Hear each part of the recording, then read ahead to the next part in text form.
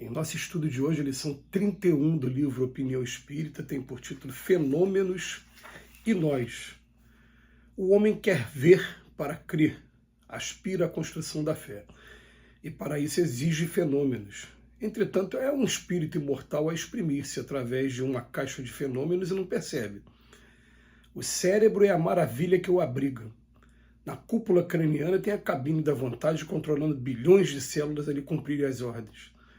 Como se ajustam lobos, sulcos e giros, como funcionam meninges, veias e líquidos para que governe as próprias sensações, não cogita para viver.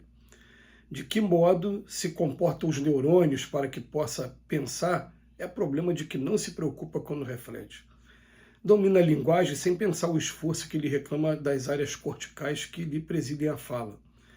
Enxerga dando trabalho aos nervos ópticos sem cogitar disso.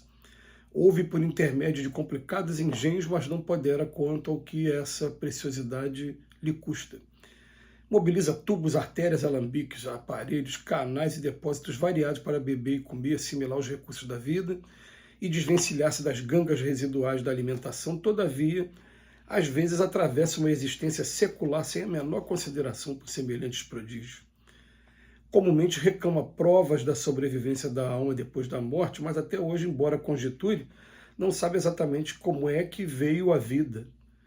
Ninguém nega que fenômenos servem para acordar a mente, contudo é imperioso reconhecer que as criaturas humanas, na experiência diária, comunicam-se umas com as outras através de montanhas deles, sem a mínima comoção. Eis os motivos pelos quais os espíritos superiores, conscientes da responsabilidade que abraçam, colocaram sempre os fenômenos em última plana no esquema das manifestações com que nos visitam. Assim procedem porque a curiosidade inerte ou deslumbrada não substitui o serviço, e o serviço é a única via que nos faculta crescimento e elevação, compelindo-nos a estudar para progredir e a evoluir para sublimar. É interessante a análise do Emmanuel quando a gente para pensar no seguinte: a gente tem fenômenos acontecendo ao nosso redor, e aqui no Brasil é muito comum a pessoa fazer, como fizeram comigo um dia na minha infância. Você já viu? Eu vou te levar para ver um dia. E vai numa reunião, em uma das religiões que se utiliza de mediunidade, porque hoje em dia várias utilizam da mediunidade. Na época, falava muito na religião afro-brasileira. Mas hoje, por exemplo, se encontra um monte de religião pentecostal em que os pastores ou os membros, eles têm manifestação espiritual. Eles dizem que é do Espírito Santo, só muda o nome, o termo, a nomenclatura, mas a reunião acaba sendo uma reunião mediúnica. Aí a gente tem acesso ao livro dos médiuns, e o livro dos médiuns, logo no seu capítulo 4, que vem como título do método, ele vem chamar a nossa atenção para o seguinte: fala, olha, fenômeno, na verdade, nunca serviu para, entre aspas, converter alguém, fazer proselitismo. Na verdade, o fenômeno ele fica como curiosidade, mas o que chama a atenção, e realmente, pelo menos, com relação ao meu caso pessoal, não foi o fenômeno, e sim a mensagem de cunho filosófico profundo que a gente encontra na doutrina espírita. A primeira vez que eu li o livro dos Espíritos, eu falei, meu Deus, até se não fosse isso, seria tão bom que fosse.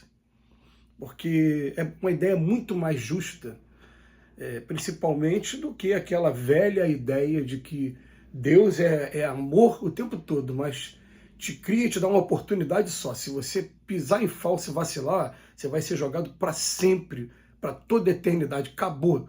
Você vai para o inferno. Aí eu fiquei pensando assim, comigo, né? Como é pequena essa imagem, né? Porque como é que eu amo, eu não tenho coragem de fazer isso com a pessoa que eu amo, com meus filhos. Imagina Deus, que é um amor muito superior. Aí quando eu comecei a ler o Livro dos Espíritos, e principalmente a terceira parte do Livro dos Espíritos, que é a que está mais ao nosso alcance, que muita coisa que você lê no Livro dos Espíritos, você fica, deixa aqui na manga, está falando que tem vida em outros planetas, né? Está falando que eu sou um espírito imortal, isso eu vou confirmar daqui a pouco. Muita coisa, né? A emancipação da alma, uma ou outra coisa a gente confirma. Obsessão, pô, interessante, eles trabalham o nosso pensamento, mas quando você chega na lei moral, quando vai falar de adoração, de trabalho, reprodução, destruição, conservação, progresso, liberdade, igualdade, justiça, amor e caridade, quando você começa a ver aquelas leis, você fica, meu Deus, ali você tem um baque, né?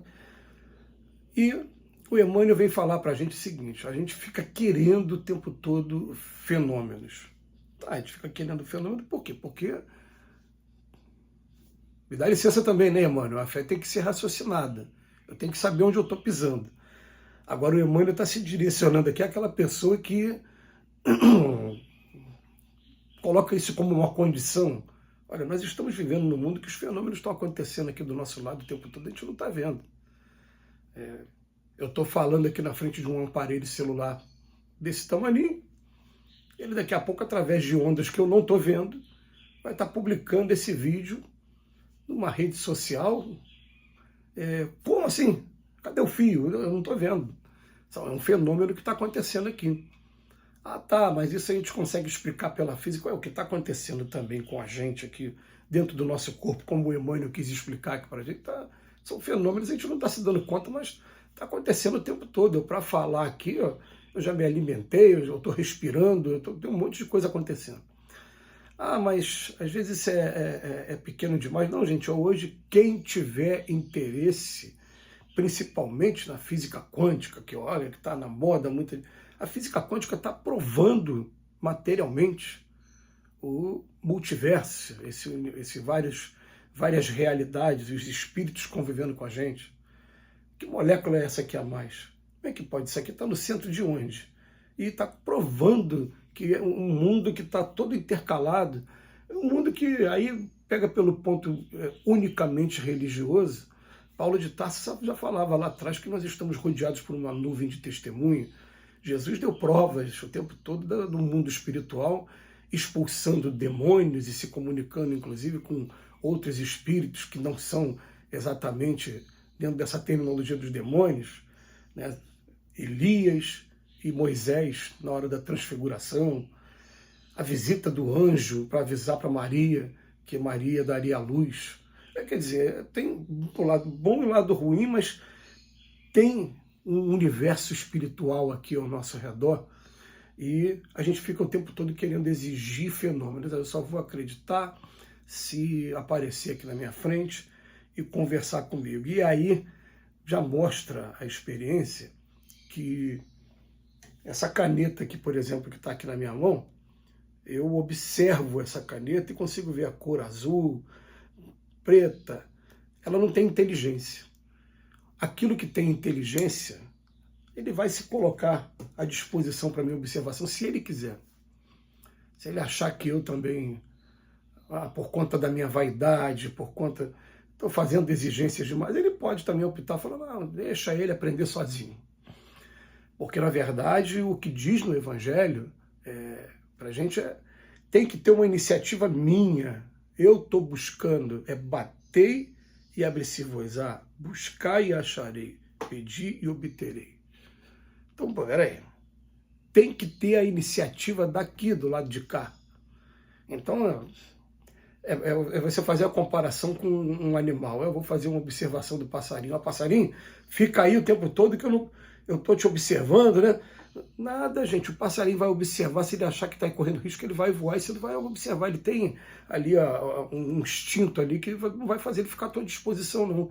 E com muito mais razão é aquilo que tem inteligência. Mas agora que a gente começa a buscar, de alguma maneira, conhecereis a verdade vos libertará, as coisas foram se revelando. Por exemplo, no meu caso pessoal, eu tive a comprovação e recomprovação, e várias vezes confirmando, do mundo espiritual, conforme eu comecei a trabalhar e estudar.